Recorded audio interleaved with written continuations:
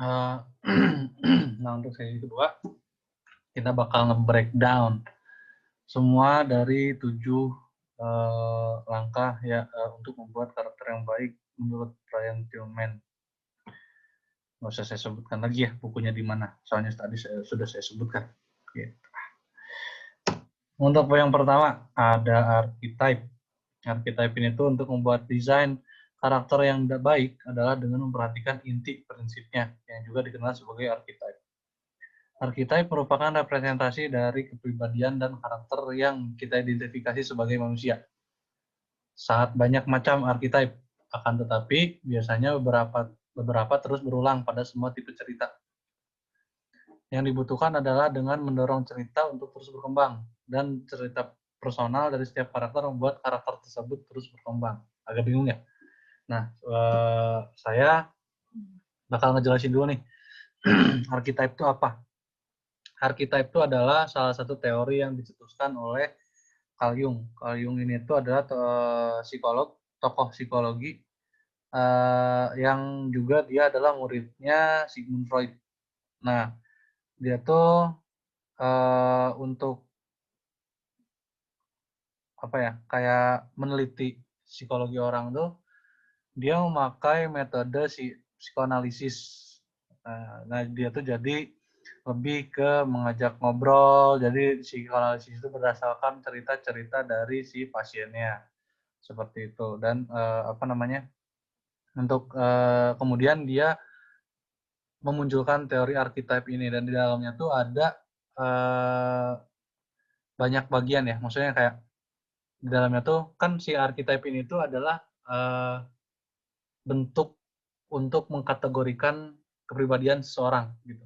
Dia apa namanya, si Carl Jung ini tuh setelah bertemu banyak orang, setelah dia meneliti dan lain sebagainya, dia menemukan archetype, dan kemudian di dalamnya itu ada misalnya ketidaksadaran kolektif, kesadaran kolektif, terus kemudian ada the shadow, ada the hero, ada the wise old man misalnya, dan itu misalnya di situ ada anima sama animus kayak gitu-gitu. Maksudnya the shadow misalnya untuk orang yang jahat, terus the trickster untuk misalnya orang yang uh, bukan licik, strategik lah.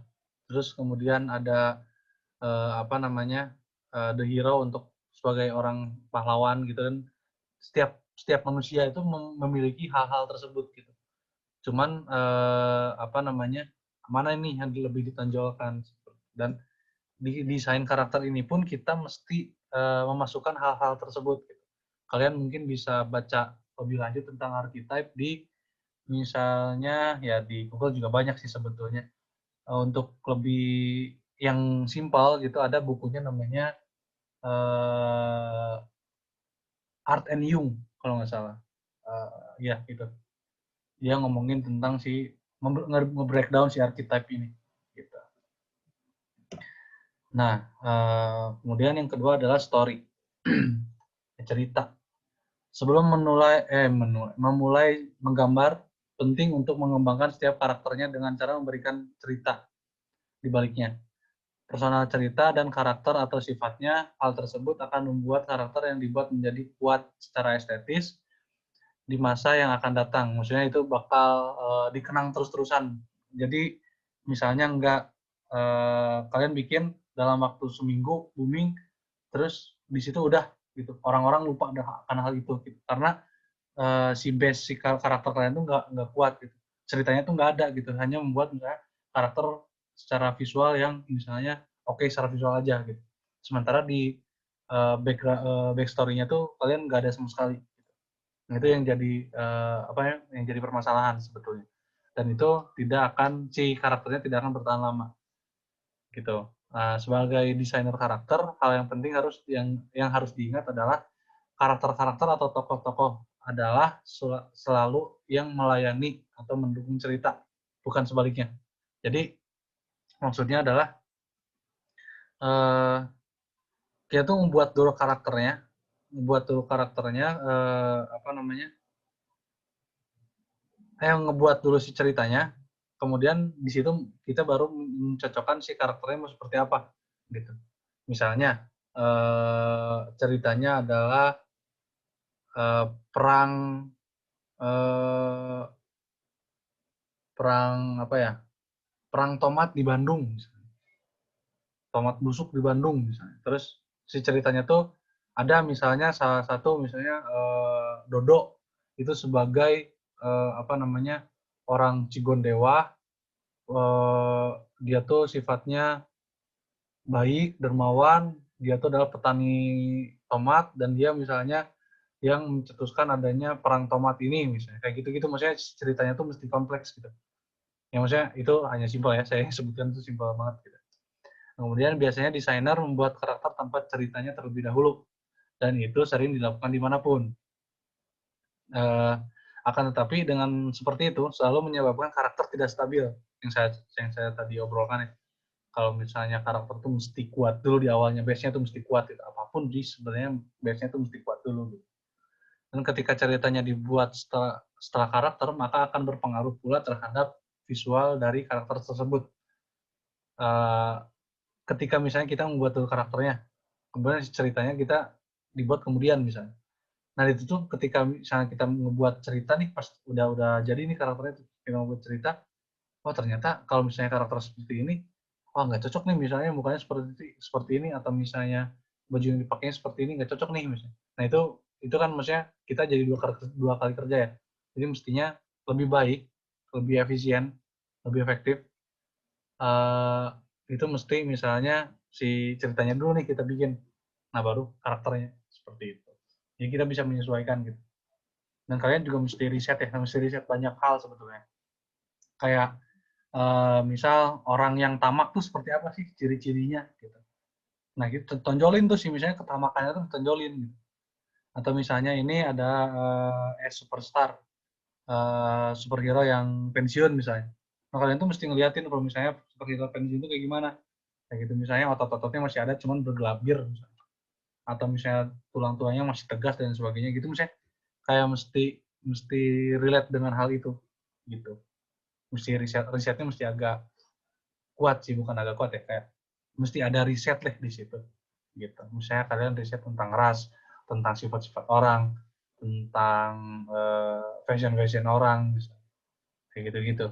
Itu kalian bakal masuk ke banyak hal gitu. Nah untuk contoh keduanya,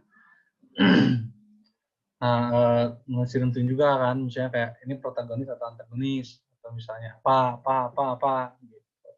Bisa menyesuaikan lah, maksudnya si karakternya tuh mesti disesuaikan dengan si ceritanya. Nah kemudian originalitas ide. Ketika menulis cerita di balik karakter, akan tidak mungkin untuk mengabaikan benda-benda atau situasi di sekitar.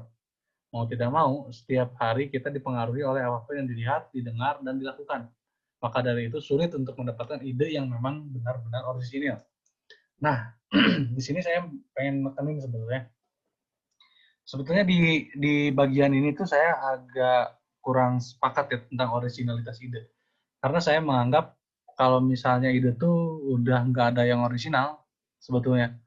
Toh kita juga selalu melihat referensi. Maksudnya bukan bukan berarti yang melihat referensi itu tidak orisinal ya idenya. Tapi lebih kepada misalnya membuat satu kebaruan misalnya. Nah itu nggak bisa gitu, soalnya kan di negara di dunia ini tuh banyak banget orang gitu, dan nggak mungkin cuma satu orang yang berpikiran seperti itu. Ya maksudnya ketika kita berpikir seperti itu dan ada orang lain misalnya di bagian dunia mana yang berpikiran yang sama, itu sebetulnya udah tidak originalitas dan kita juga susah untuk mengukurnya gitu. Nah maka dari itu untuk si originalitas ide ini tuh kita pasang koridor aja, maksudnya kayak pasang koridornya itu misalnya lingkupnya tuh kamu misalnya di Sukabumi misalnya gitu, kamu salah satu orang memikirkan hal itu gitu. Nah kamu anggap aja kamu yang hanya memikirkan hal itu gitu, kamu nggak usah mikirin orang lain juga berpikiran hal tersebut. Nah udah dengan kamu berpikir seperti itu mungkin bisa masuk ke ide-ide orisinal gitu. Maksudnya kayak apa namanya, kamu tidak harus mencari bahwa ide ini tuh orisinal nggak sih? Atau kalau misalnya kalau dicari nggak ada ide yang original, sama sekali nggak ada, gitu. Semua tuh adalah pengulangan. Kalau menurut saya sih seperti itu. Cuman bagaimana cara kita nge-treatment-nya aja sebetulnya. Gimana cara kita ngaplikasiinnya, gimana cara kita memperlakukannya dan lain sebagainya. Gitu. Eksekusinya dan lain sebagainya. Seperti itu. Nah, kemudian bentuk memainkan peran besar dalam pembuatan desain karakter secara visual dapat memberikan pemaparan banyak hal dari karakter dan ceritanya. Karena setiap bentuk memiliki pemaknaannya masing-masing. Jika berpikir pada bentuk dasar seperti kotak, bulat, atau segitiga, mungkin itu tidak banyak memberikan sensasi atau pemaknaan gitu. Akan tetapi ketika bentuk-bentuk tersebut diotak-atik, maka akan mendapatkan bentuk tersebut dapat menceritakan suatu hal. Maksudnya sih pemaknaannya bakal lebih dalam dari misalnya bentuk-bentuk basic tadi. Nah, contohnya adalah misalnya penggabungan dari segitiga dan kotak ini. Udah misalnya segitiga kotak, udah itu misalnya pemaknaannya hanya segitiga tajam atau misalnya kotak terkungkung atau dan lain sebagainya gitu. Hanya satu, tidak terlalu banyak perspektif di situ gitu. Tapi ketika misalnya kita masukin, bukan tidak banyak perspektif sih, kayak tidak banyak pemaknaannya gitu, hanya di situ-situ aja. Nah ketika digabungkan itu kan jadi amplop misalnya. Jadi nah itu bisa disebut misalnya itu amplop, itu message, itu apa, itu apa, itu apa. Nah itu bisa di breakdown lagi, itu jauh lagi misalnya message itu apa, pesan itu apa, amplop itu apa dan lain sebagainya, itu bisa di breakdown. Nah itu misalnya itu dari contoh dari misalnya pemaknaan ketika bentuk dasar digabungkan atau diotak-atik lagi, itu akan memunculkan pemaknaan yang baru yang lebih kompleks dibandingkan bentuk basicnya. Seperti itu misalnya. Untuk contoh lainnya ya. Untuk contoh lainnya adalah bentuk bulat dan kemudian dijadikan ban misalnya, atau misalnya bentuk segitiga kemudian dijadikan topi perang gitu. Nah di situ ada otak-atik ada deformasi dari bentuk basic ya. Nah di situ pemaknaannya bakal berbeda ketika misalnya segitiga itu diganti menjadi dideformasi menjadi tumpeng, itu juga berbeda juga gitu. Pemaknaan itu sangat-sangat dinamis dan itu akan lebih kompleks ketika uh, keluar dari bentuk basicnya gitu, mengotak-atik dari bentuk basic. Nah ini contohnya untuk bentuk basic. Ini sebenarnya bulat-bulat aja gitu, tapi kan ketika kita digabungkan semuanya, dideformasi lagi, itu jadi sebuah karakter yang memang mempunyai ciri khas. Kemudian ini dari bentuk-bentuk basic juga seperti ini. Ini yang Aladin nih, Aladin ini. Nah ketika misalnya berbicara ini nih apa sih ini? Yang kayak asap ini gitu misalnya, hanya sekedar bentuk seperti itu bulat dan sebagainya gitu. Nah ketika itu dideformasi menjadi jin gitu misalnya, itu jin itu tuh di breakdown lagi, jin itu apa dan lain sebagainya gitu. Misalnya itu lebih kompleks deh sebenarnya yang tadi saya jelaskan. Yang kemudian minion misalnya itu kan dari bentuk-bentuk basic juga gitu. Dari bentuk-bentuk basic yang kemudian dibikin suatu hal yang dideformasi menjadi satu karakter dan kemudian itu menjadi suatu hal yang kompleks seperti itu. Nah, kemudian referensi. Jangan pernah menyalin referensi, itu yang dikatakan di buku. Di buku Brian Tillman itu yang dikatakan. Jangan pernah menyalin referensi. Adanya referensi merupakan suatu hal yang sangat penting untuk desainer karakter dan juga seniman secara umum. Nah, ketika misalnya gini, orang disuruh ngegambar mobil aja, gambar mobil nih, oh udah pasti kemungkinan besar hasilnya kayak gini. Soalnya mobil kayak gini dong, kayak gitu kok. Tapi ketika misalnya orang itu, tolong dong Kak, gambarin misalnya itu Dodge Viper kalau nggak salah. Gambarin dong Dodge Viper misalnya. Nah mereka bakal menggambarkan si The Survivor ini dengan referensi yang ada gitu, dengan melihat referensi, dan itu maksudnya lebih jelas ya, maksudnya lebih, oh ini mobil ini tidak secara umum dan bentuknya seperti ini gitu. Misalnya selalu kita menemukan misalnya ketika berbicara tentang referensi, saya sudah tahu kok cara menggambar pohon misalnya untuk kasus pohon ya. Saya sudah tahu bentuknya, udah nggak perlu referensi misalnya. Atau saya nggak nemu referensi yang dibutuhin nih, ya udahlah bikin langsung aja jadinya. Atau bukannya menggambar referensi itu curang ya. Nah, maksudnya dari pendapat-pendapat seperti ini, dari yang sering kita temukan, sebetulnya referensi ini tuh sangat penting, karena itu menjadi kayak patokan kita, karena kita mesti menyadari kalau semisal kita tuh bukan orang yang tahu semua hal, semua detail gitu. Misalnya kita menganggap hal seperti itu, misalnya kita tahu nih, udahlah kita udah tahu semuanya, bentuk pohon kita tahu, kulit pohon kita tahu, bentuk rumah kita tahu, dan lain sebagainya. Nah, di dalam pohon, dalam rumah itu kan ada, kalau misalnya di breakdown lagi tuh banyak banget ya. Maksudnya ketika kamu merasa tahu akan semua ya, enggak gitu, kamu tuh enggak kayak gitu. Kamu tuh mesti mendalami hal itu gitu. Dan kalau misalnya di gambar ini lebih kepada kita sangat membutuhkan referensi untuk misalnya melihat bagian-bagian kulit pohon itu seperti apa nih misalnya. Kan kulit pohon itu berbeda-beda ya teksturnya.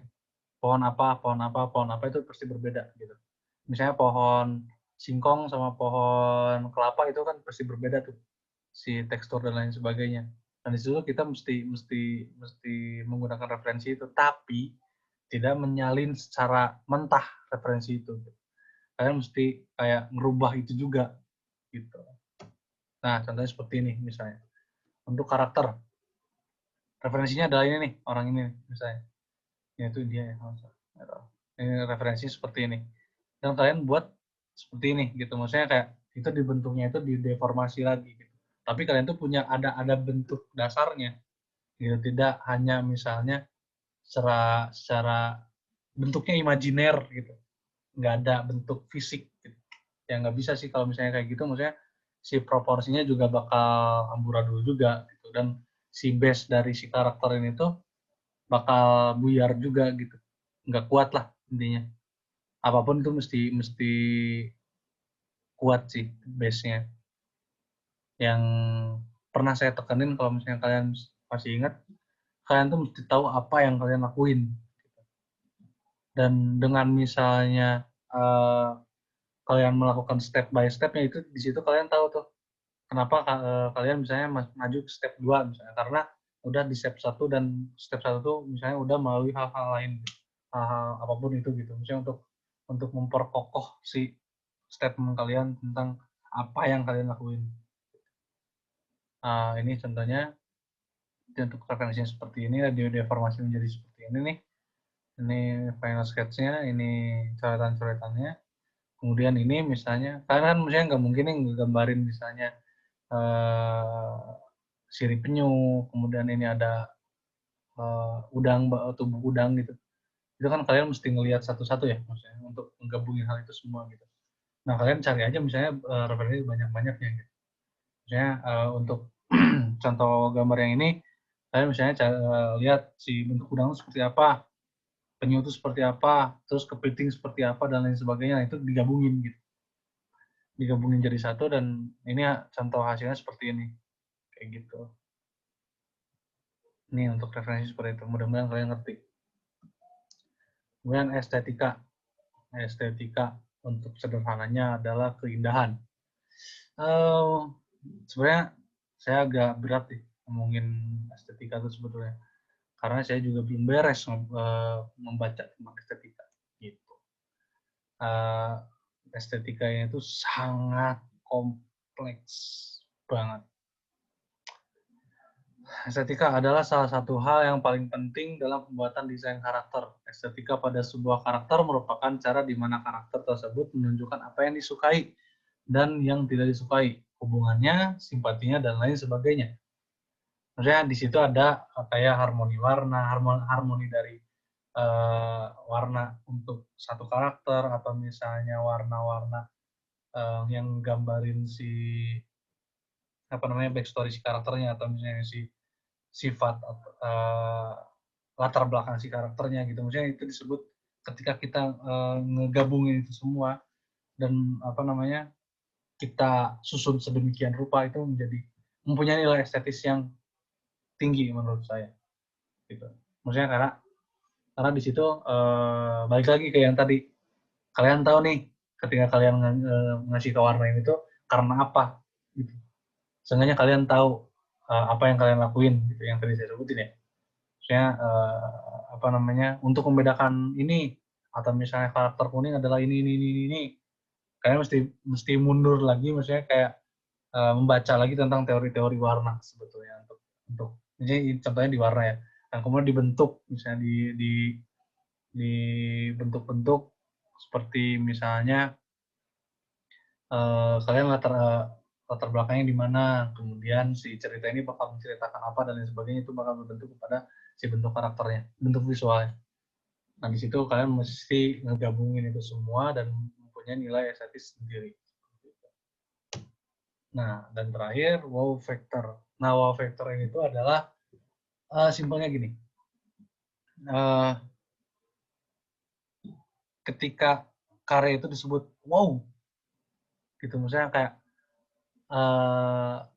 disebut wow itu nggak di awal ya, maksudnya kayak meskipun di awal disebut dan kemudian itu berkepanjangan gitu, kayak setelah berapa lama si karakter itu masih ada gitu, masih hadir gitu, dan masih memberikan efek kepada yang nonton atau misalnya kepada yang ngelihat gitu. Nah, maksudnya wow factor di sini itu lebih kepada misalnya cara kita gimana gabungin semuanya dari mulai tadi nyambung ke estetika juga ya sebetulnya. Dari warna, dari bentuk, dari backstory-nya. Nah, hubungan-hubungan antar itu mesti benar gitu. Dan supaya si karakternya itu kuat. Dan kemudian ketika si karakternya kuat ini tuh otomatis bakal orang-orang bakal terkesan dengan si karakternya ini. Nah, wow factor itu kayak ngebuat audiens atau orang-orang menyadari misalnya, wah ini oke banget nih ini karakter, atau misalnya saya pengen dong jadi karakter ini, saya misalnya pengen dong punya karakter ini dan lain sebagainya. Gitu maksudnya wow factor itu seperti itu gitu. Jadi hubungannya adalah dengan audiens gitu. Bukan lagi hubungan dengan apa namanya orang dengan desain itu. Maksudnya kita desainernya dengan desain itu. Tapi sudah melibatkan audiens lainnya. Seperti itu. Nah, itu untuk penjelasan si apa namanya desain karakter. Dan untuk tugasnya di sini saya bakal ngeliatin beberapa referensi. Kalian mesti ngikutin salah satu referensi yang saya kasih. Maksudnya bentuknya, misalnya tampak samping, tampak pinggir, tampak samping, tampak depan, tampak samping, tampak 3/4, terus tampak belakang dan sebagainya. Dan di situ kalian mesti ngomongin karakter itu seperti apa dan sebagainya gitu. Nah ini contohnya. Ini untuk contoh wow factor dulu ini, jadi kayak misalnya apa namanya si karakter ini tuh misalnya Tom and Jerry atau Tasmanian Devil, mereka tuh nggak mati sampai sekarang gitu. Itu udah jauh dari zaman di atas saya. Nah di zaman sekarang juga ini masih ada gitu, masih hadir gitu, dan orang-orang, dan itu juga maksudnya kayak si film ini tuh salah satu, maksudnya Tom and Jerry ya, Tom and Jerry ini tuh kayak ngebuat satu ketidaksadaran kolektif bahwa semisal apa namanya kucing sama tikus itu selalu berantem, dan kucing pasti ngeburu tikus gitu, dan kucing diburu terus sama anjing gitu. Nah kan sebenarnya untuk di realitanya nggak kayak gitu juga gitu. nggak se apa namanya, nggak segitunya gitu. Nah itu maksudnya si karakter itu udah bisa ngebuat si pemikiran si audiensnya tuh menggiring pemikiran si audiensnya gitu. Nah kemudian Tasmanian Devil itu kan kayak maksudnya dia tuh kita menganggapnya dari film ini tuh bentuknya seperti apa nih si Tasmanian Devil tuh, oh jahat ya maksudnya, terus makan apapun gitu. Tapi kan ternyata dia aslinya tuh adalah suatu suatu binatang ganas dan tidak memakan apapun gitu. Cuma itu adalah apa namanya, kayak hiperbola dari si karakternya gitu. Dan kemudian di situ juga kita melihat kayak gimana ya, mencari tahu si Tasmanian Devil itu seperti apa nih. Nah itu kan ngegiring juga tuh kita untuk tahu banyak hal gitu. Itu sih yang disebut wow factor. Baik lagi ke tugas. Nah ini dia tugasnya seperti ini contohnya, eh, tampak depan, tampak 3/4 ke depan, tampak belakang 3/4 ke belakang, tampak samping. Nah kalian mesti nggambarin ini satu-satu. Lebih bagus kalau misalnya kalian menggambarkan dengan ekspresinya, itu sangat-sangat lebih bagus. Gitu. Nah, ini untuk di Bart Simpson, sorry, The Simpson. Ini ada front view, terus 3/4, terus samping, ada 3/4 ke belakang, terus ada belakangnya juga. Nah, di sini, ini jelasin. Oh, ini beberapa gerakan yang ketika dilakukan oleh si Bart Simpson itu bakal seperti apa nih? Gitu. Kemudian ini untuk Homernya seperti ini. Saya nggak akan ngejelasin lagi ya satu-satu gitu. Kalian ngikutin. Saya ngerekomendasikan untuk kalian membuat polanya seperti misalnya Bart Simpson ini atau misalnya Homer. Maksudnya kayak tampak depan, tampak 3/4 ke depan, samping 3/4 ke belakang, sama tampak belakang. Nah, berarti 1, 2, 3, 4, 5 tampilan. 5 tampilan yang kalian gambarkan, kemudian misalnya mau nambahkan, pilihannya adalah menambahkan si ekspresinya atau si gerakan-gerakan yang bakal dilakuinnya. Gitu. Dan kalian juga mesti apa namanya, memasukkan ceritanya gitu. Maksudnya kayak si profil si karakternya seperti apa gitu.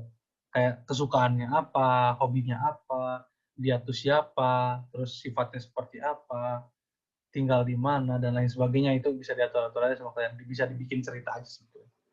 Tadi contohnya ada di slide kedua ya, slide kedua di archetype, di story. Nah di bagian story tadi ada. Ini contoh-contoh lainnya. Ini juga, ini untuk Goofy. Pembuatannya seperti ini. Nah ini untuk bentuk yang apa namanya, tidak seperti manusia gitu. Nah, ini dan terus, nah ini ekspresinya bisa seperti ini. Bisa kalian bikin seperti ini juga. Dan seperti ini gerakan-gerakan lainnya yang mungkin dilakukan oleh karakternya. Atau misalnya karakternya pemarah nih, ya udah di gambarnya lagi marah dan sebagainya. Itu mesti gerakan-gerakan ini mesti sesuai dengan si sifat karakternya gitu. Bagusnya kayak gini.